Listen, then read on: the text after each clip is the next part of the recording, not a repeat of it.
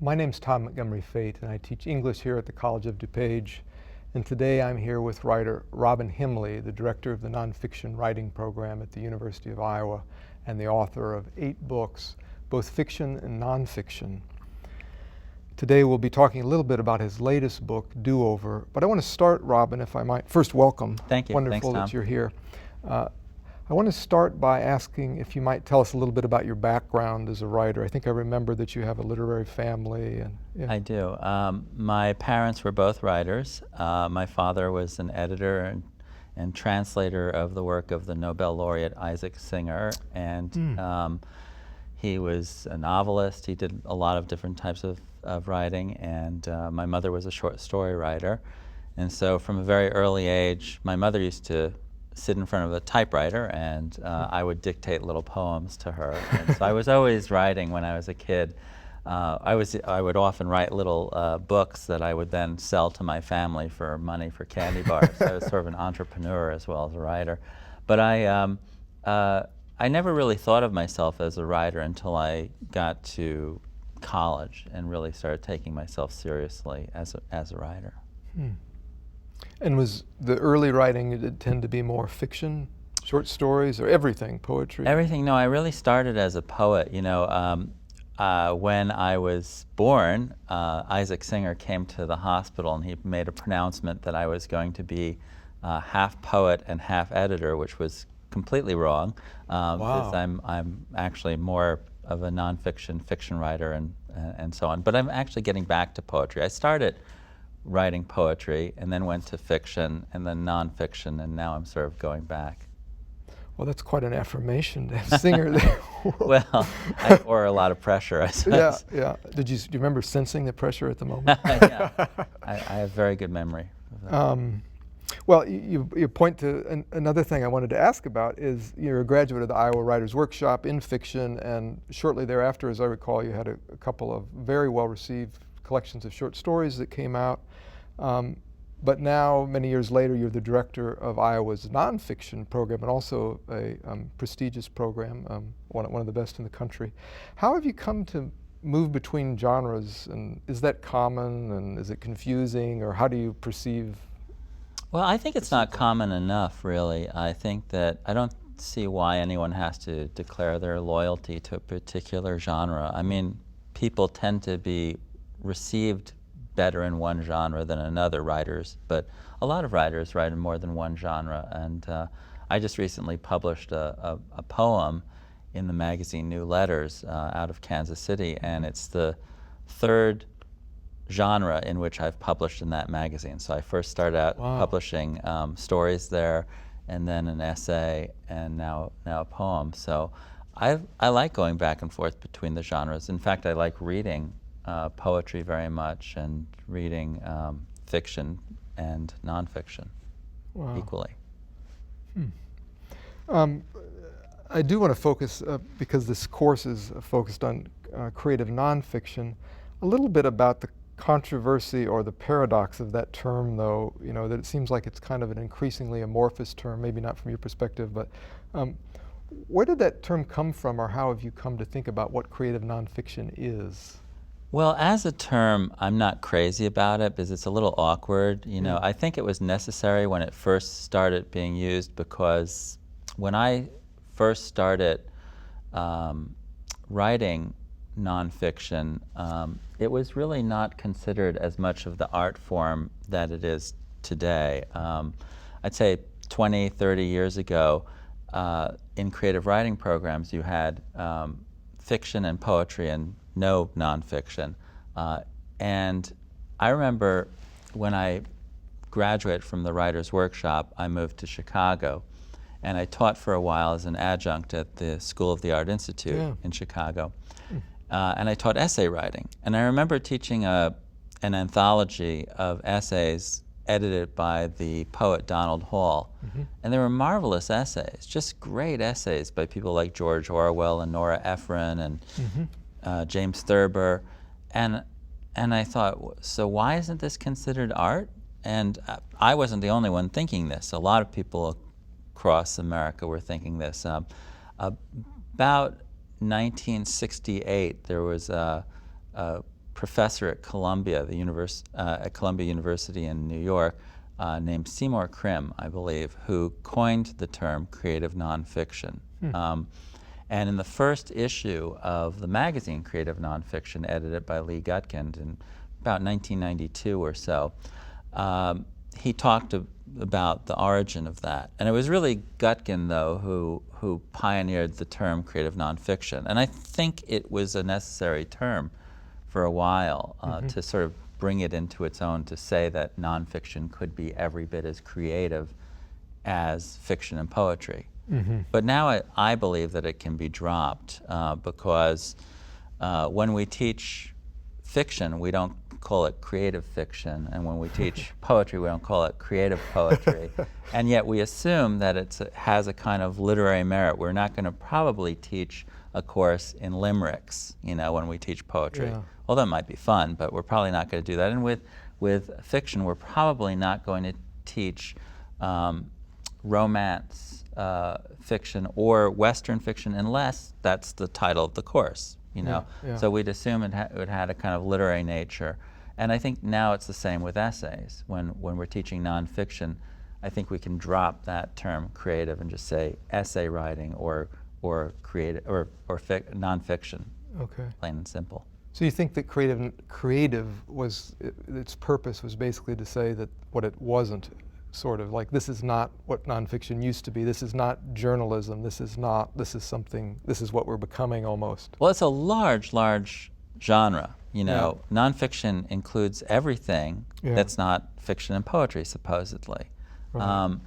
And it's a little amorphous. It's a little blurred what it is. It's like when you ask a poet what's poetry, they can often tell you what it's not, but it's very hard to define what poetry is.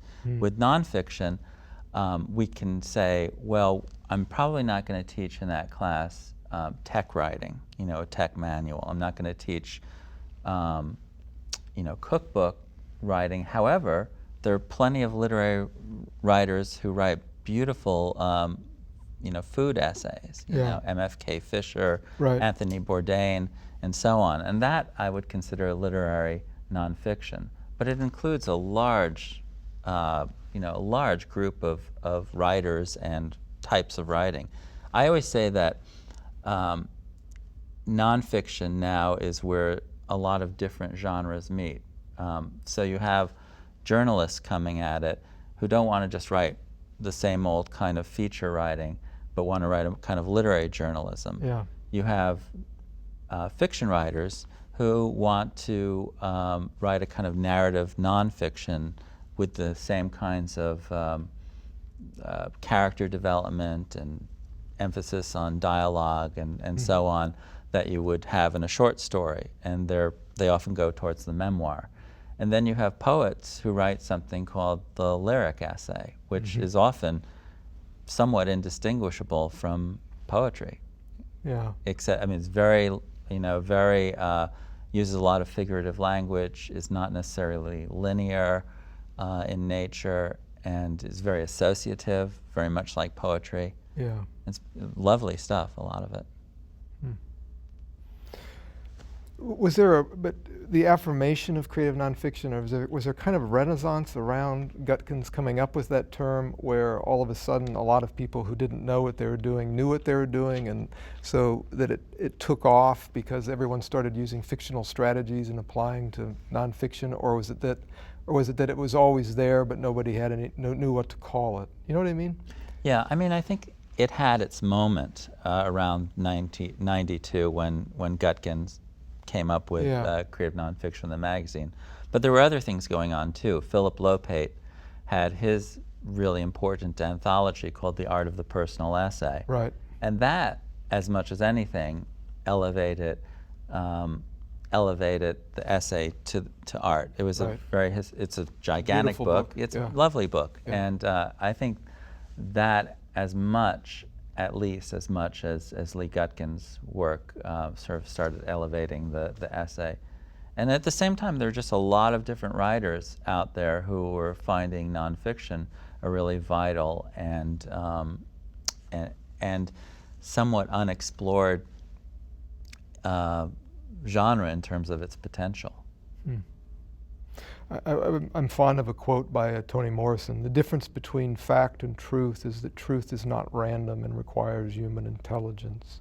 So I guess what she's saying is, if the difference between fact and truth is that truth is not random and it requires human intelligence, she's saying that that fact is random and doesn't require human intelligence. So question, how do you think about those two terms? The relationship between fact and truth is what comes up, and memory. I mean, it's what comes up when people are trying to define creative nonfiction often. Right. Well, fact, I mean, facts change.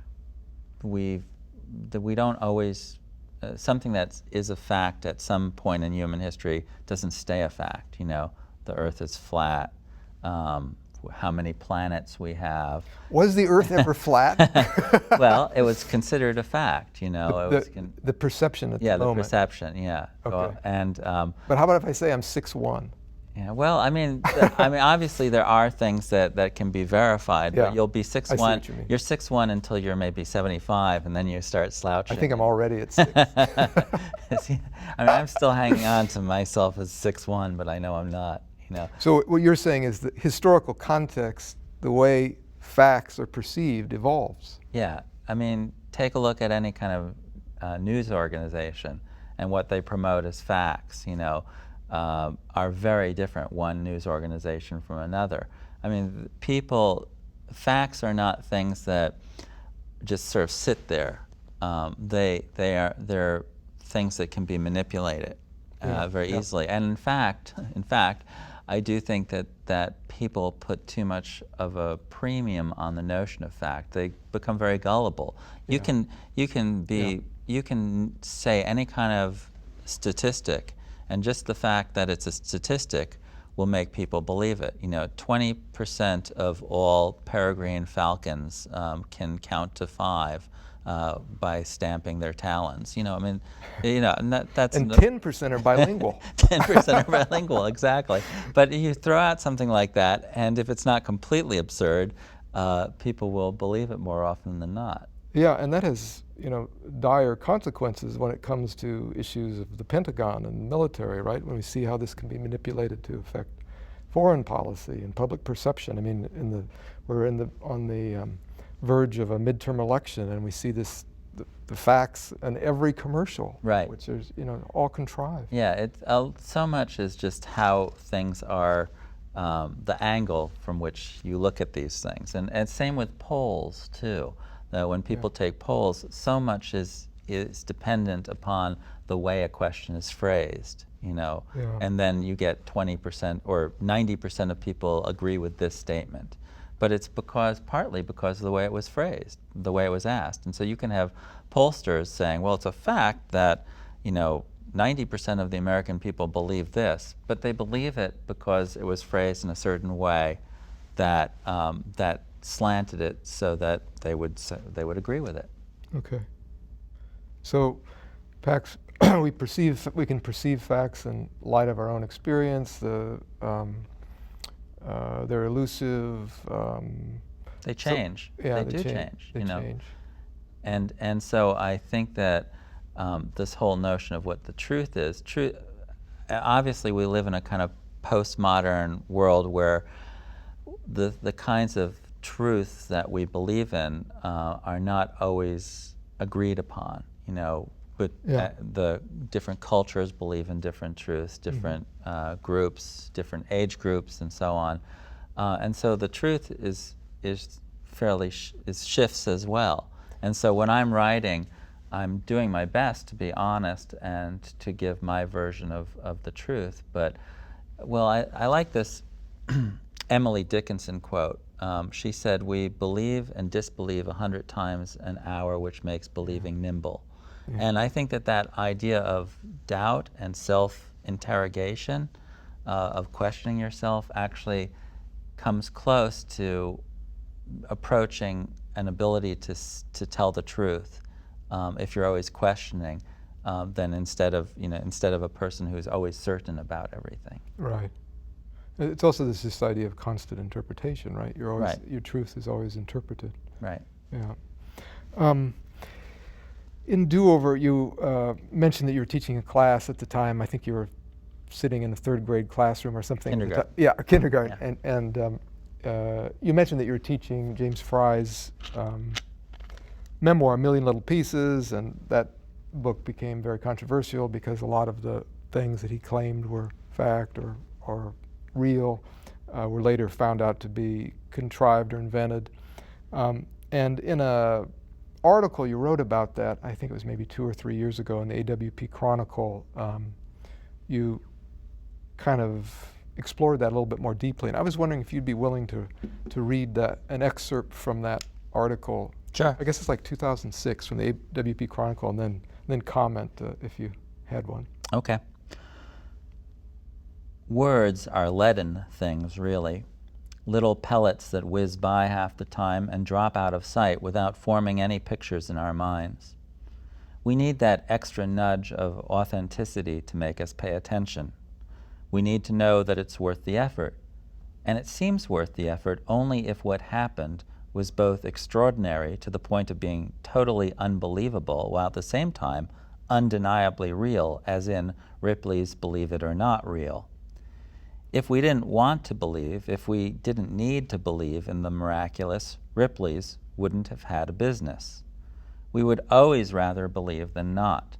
When the weight of understanding tips too far to the not rather than the believe it, we feel let down, if not betrayed. What we want from literature is redemption. We want redemption stories, and we want them to be real. When Oprah first welcomed James Frey to her stage, she exclaimed that she couldn't believe that he had survived, that he had made it alive to her stage, and she was so happy for him. The next time he appeared on her stage, she wasn't so happy. Unbelievable, she said 3 times in a row when describing unbelievable events in the book that she had chosen to believe. And I couldn't believe it, she almost screamed, awestruck, as though she had once believed Frey the savior himself. And I can't believe it, she said once, but her disbelief was not a negative thing when she was believing the unbelievable. It only became negative when pulled out of whatever dream James Frey had dreamed up for her and millions of others. The book couldn't have happened, and yet it did, because James Frey was real, and so everything he said just had to be real too, didn't it? Nan Talese, his editor, in defending the book, countered that when she read it, the book had seemed so authentic. Other books, she said, were bad books because they were not as authentic as James Frey's book. I'll say it again. What it comes down to is redemption. We want to believe the unbelievable. We want to believe in miracles. A furniture salesman from Arcadia, Wisconsin, and I shared a laugh over this on the plane to Memphis on my trip to Mississippi. He asked me, like a number of other people upon hearing that I write nonfiction, even gasp memoir, what I thought of James Frey. I told him that the headline of the Chicago Tribune should have read the day after Frey's Oprah appearance, "Millions flee as truth bites Oprah in the ass." Can you say something about how truth bit Oprah in the ass? Well, I think it actually kind of bit James Frey more than Oprah. I think he got kind of demonized. There was a remarkable moment in that whole trial by Oprah that happened when he came on stage, and I can't believe he agreed to do it in some ways. But when he came on stage, she not only did she grill him, but she had a panel of about 3 or 4 journalists, and they were so self-righteous, and they were wagging their finger at him, and just it was really poorly planned, poorly done, because it's not as though journalists have never had any scandals. I mean, there have been plenty of times when journalists have been caught red-handed saying a lie, and there's a Pulitzer Prize that was revoked from one person.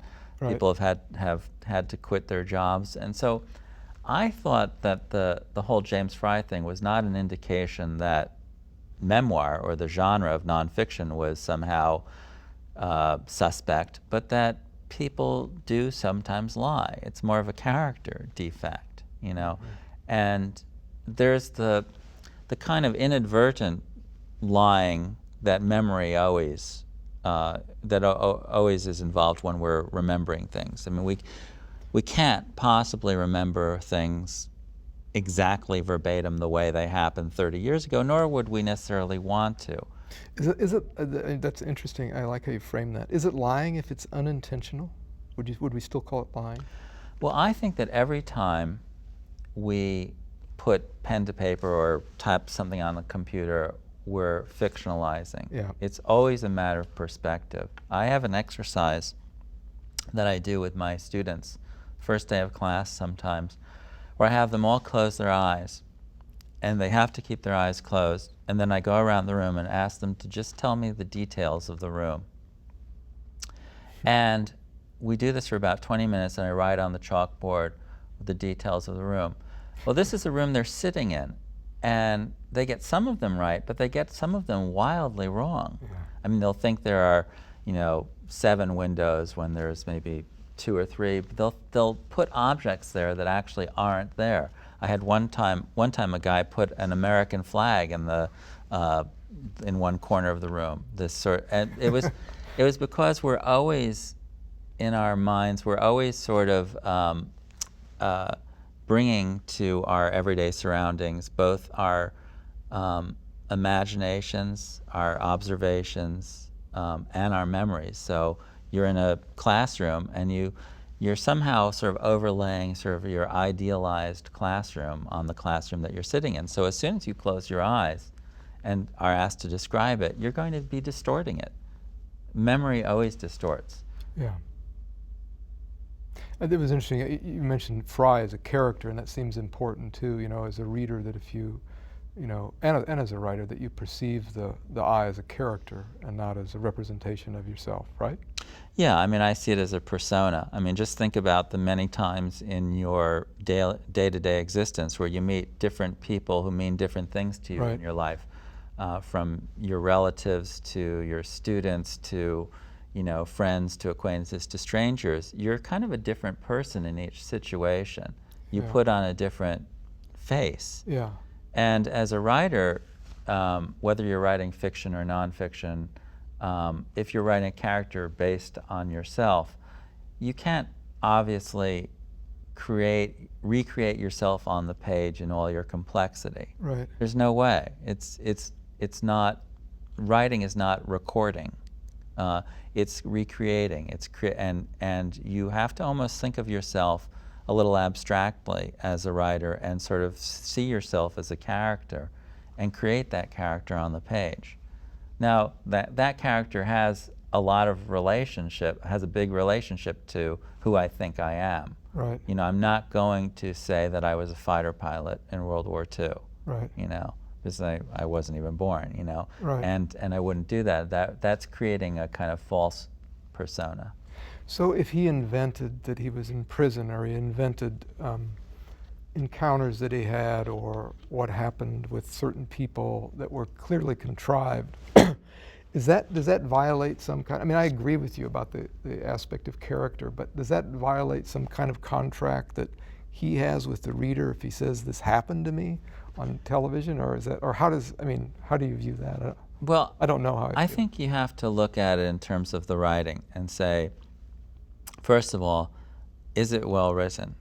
Because I think that you have to remember that he first tried to peddle this as a novel. Right.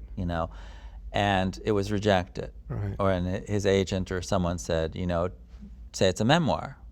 And he did, which was a mistake. He shouldn't have done that. He said it was a memoir. But if you look at it, my feeling is if the quality of a book, if your enjoyment of a book is solely dependent on whether it really happened or not, then your standards are not very high. You've got to give a book has to succeed more than just because it happened literally to the writer. I mean, I don't think, and I'm not excusing him lying, making up. Yeah. I think that was a mistake. He shouldn't have done that. But I see that as a character flaw, Yeah. and not a flaw in the genre. I mean, I taught a course at Iowa, a graduate course at the same time, a history of the fake memoir, because it interested me how there have been a lot of fake memoirs. His was not the first. I mean, I started off with one from 1701 by a guy named George Salmanazar, who claimed to be a cannibal from the island of Formosa. And he was blonde hair and blue-eyed, and he wrote this memoir that was a sensation in Europe, you know, and finally he was unmasked. But there have been a lot of these, and the class almost always, every time we read any of these, they would groan and throw the books against the wall, including James Frey, and say, "This is terribly written. Why didn't anyone see that it was so poorly written?" And so there's a kind of emperor's new clothes aspect to it. Once it's unmasked, then people are able to see clearly that the writing's not so great. I didn't think the writing was that great. But then we got to a writer who was famous as a writer before she wrote a memoir, and that's the famous American playwright Lillian Hellman. Right. And she wrote a book called Pentimento. And Pentimento had a chapter called Julia, about a supposed friend of hers who disappeared into Nazi Germany trying to help Jews escape, and was lost and presumably executed by the Nazis. It became a movie with, I think, Vanessa Redgrave and Jane Fonda, a very popular movie. Yep. Well, then Mary McCarthy, another famous writer, accused Lillian Hellman of just making the whole thing up, that none of it had happened. She went on a talk show and famously said of Lillian Hellman, "Everything Lillian Hellman writes is a lie, including the and and." And Hellman sued her and actually lost the suit. But we read Julia and we read Pentimento, and a remarkable thing happened. We liked it. We thought the writing was beautiful, and the writing was so good that it actually felt it felt that there were truths in the writing that weren't dependent on whether What it's called. whether it happened, what it was called. And I still think it's a great book. You know, I don't care whether it happened or not. So it's the quality of the art that matters more than the title then? It does matter if I say, you know, I survived the Holocaust, you know, and I didn't. I think that matters. I just think that sometimes making it simply this sort of flat argument between either it's true or it's not sort of skips over the fact of, well, is it any good or not? Yeah, Is and it everyone's art? lost somewhere in the continuum of the either or, right? Right. Yeah, there's no one's at either end. I'm thinking now of your memoir about your sister Nola and Do-Over, the two very different books of nonfiction. And I'm thinking about how writers often like to talk about the capital I, or the self, and the EYE, looking out at the world. And some writers, the memoirs particularly, are self as subject, more personal tone, etc. And that some writers, I'm thinking people like Anne Lamott, Frank Conroy, Tobias Wolff, you know, self-examination.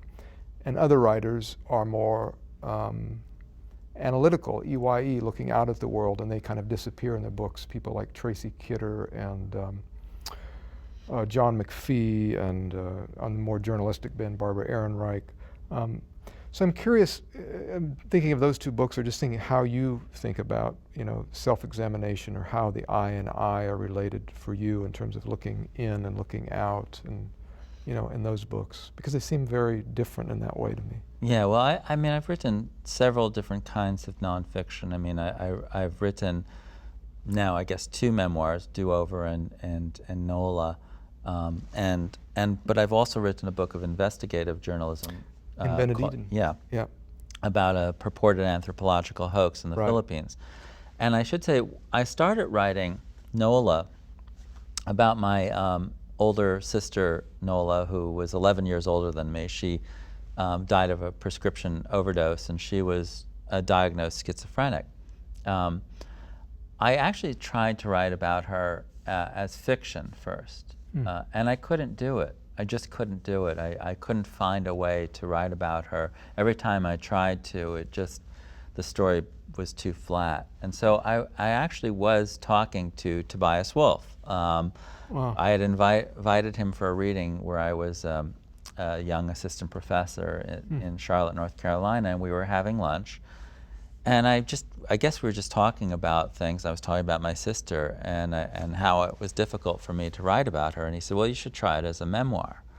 And he said to me, you know, there are certain things in your life that exert a kind of volcanic pressure on you, and they eventually have to come out in one form or another.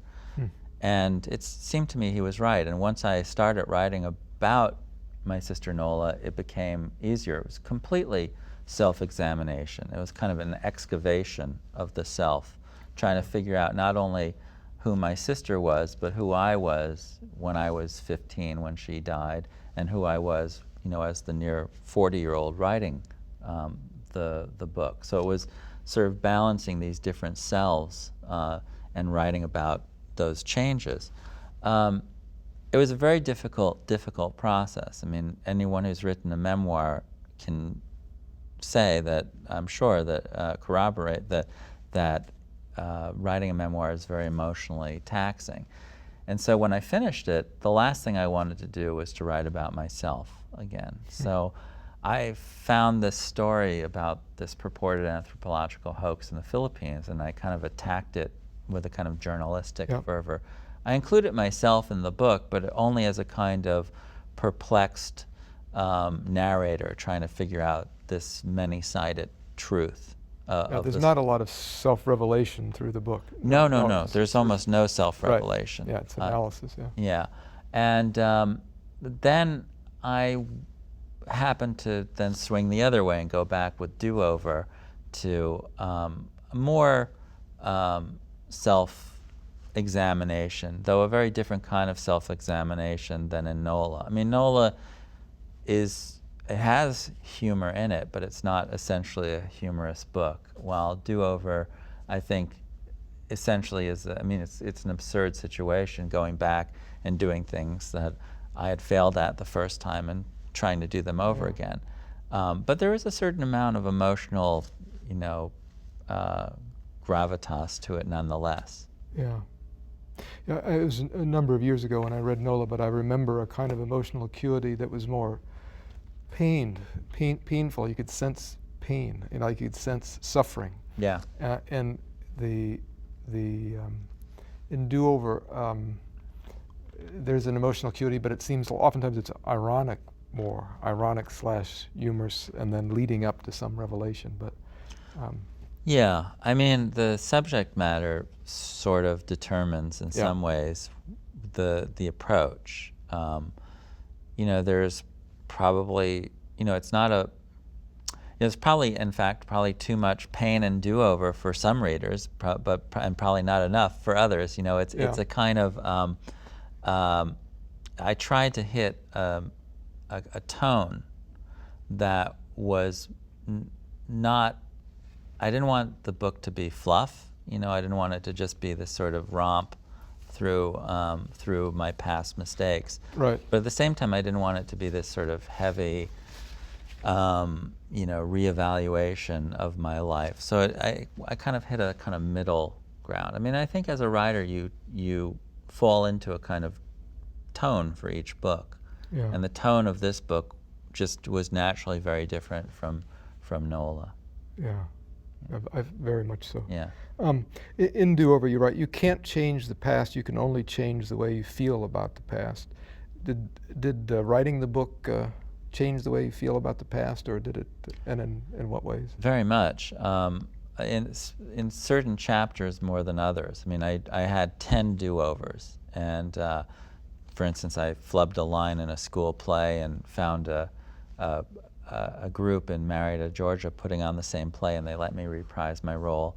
And that was fun. It wasn't a traumatic thing, but there were other things that that were do-overs that really mattered more in terms of my psyche. One of them was when I was about 17 years old. I was an exchange student in Japan, and because I was homesick and a bit of a brat, I left the program early, and after about 6 months instead of a year. And that always felt like a real failure to me.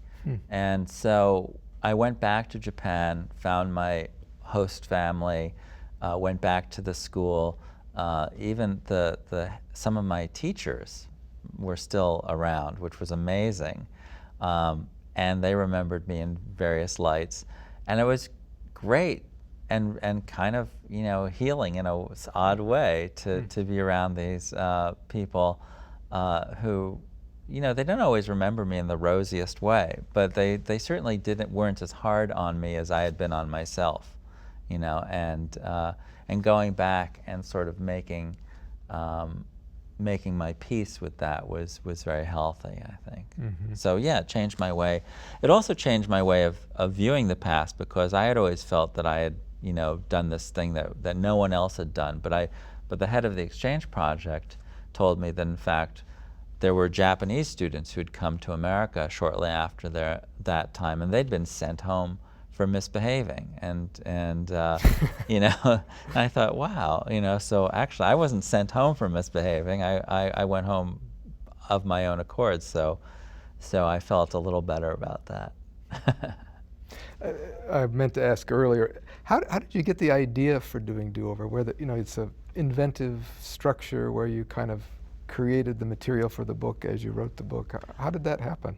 I was actually just chatting with some of my students. We were sort of throwing out ideas we had for various things, and I had the idea, just kind of popped into my mind, to go back to summer camp, because I'd always been a bad camper. I wasn't a very good physical specimen. I thought, wouldn't it be fun to go back to summer camp and actually be able to beat everyone at sports now, because I'd be so much bigger. And so they liked the idea, so I emailed an editor at New York Magazine and asked her if she'd be interested in it, and she was. They got back to me right away and said, well, if you can convince the camp to let you come back, then sure, we're up for it. And so I did, with New York Magazine's support.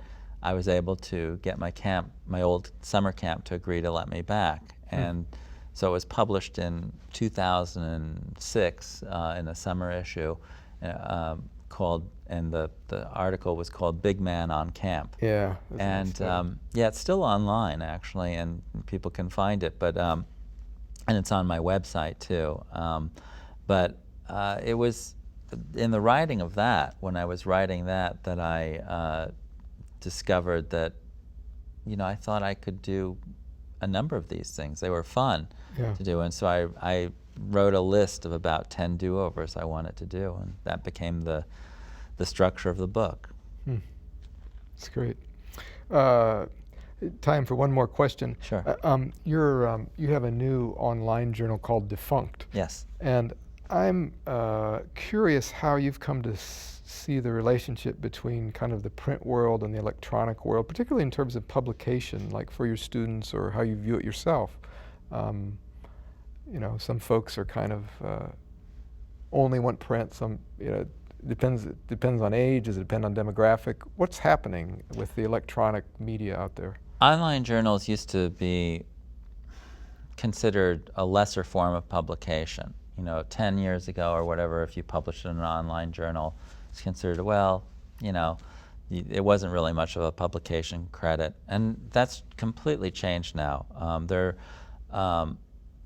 are a lot of online journals that are every bit as difficult to get into and every bit as important. For instance, narrative.com, right. Which pays its contributors well. There are a lot of online journals now that are very important. And so I actually prefer, in some ways, publishing in an online journal at this point. When I was in the Philippines a couple of years ago, I did these dispatches from Manila for McSweeney's internet tenancy. And I think I had maybe 100,000 people or so reading this, because it became this big thing in the Philippine overseas community. A lot of Filipinos, both in the Philippines and outside of the Philippines, were reading it. And I knew this to be the case when I wrote about one incident where there's this corrupt customs official decided to illegally impound all the books that were coming into the Philippines, and not allow them to enter unless he got a bribe, basically, or she got a bribe. And I found out about this and wrote a piece for my dispatches called "The Great Book Blockade of 2009." And I thought no one would pay attention to it. Within 24 hours, it was all over the blogosphere, as they say. It had thousands and thousands of people started writing about it, blogging about it. They were outraged. There were rallies in Manila. I had the U.S. Embassy call me to ask about things that UNESCO got involved. And within a month, the books were let go, and the president of the Philippines, in her State of the Union address, said, "We won't be taxing books. We're not taxing books," because it went against an agreement called the Florence Agreement that they had signed. It's a UN agreement.